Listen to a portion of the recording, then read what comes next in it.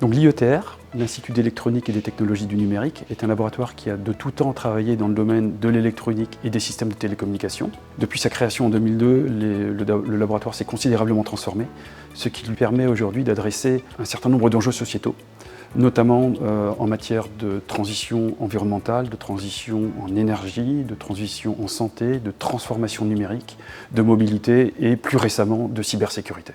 Donc l'IETR développe aujourd'hui de nombreuses activités de recherche au meilleur niveau européen dans 5 champs de recherche principaux.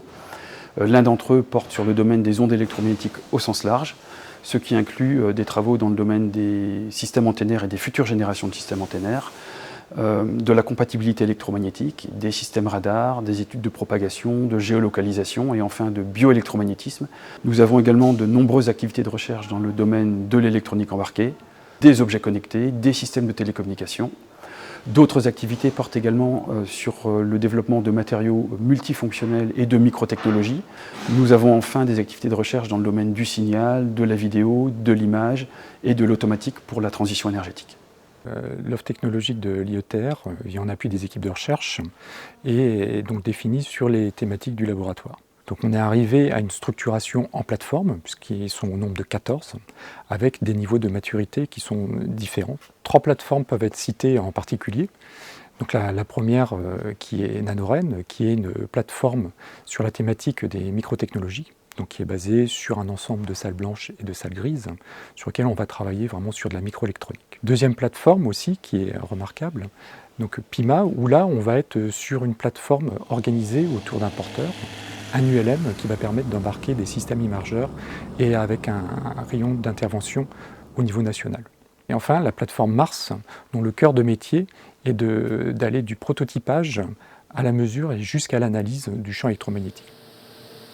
Donc, au sein de cette plateforme, on a un certain nombre de plateaux techniques. Donc, des plateaux techniques qui vont être dédiés au prototypage mécanique, prototypage électronique, afin de réaliser les prototypes qui servent de preuve de concept pour nos études partenariales.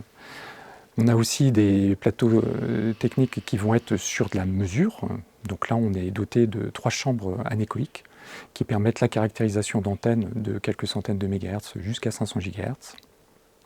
Et enfin, on a aussi des plateaux techniques qui vont tourner autour de l'analyse du champ électromagnétique, soit sur des versants bioélectromagnétiques, soit sur des versants vraiment processing, où là, on va aller développer un ensemble d'algorithmes qui vont permettre l'analyse et l'estimation du champ rayonné. Je pourrais me résumer l'IETR en 3 marqueurs principaux: international, innovation, partenariat.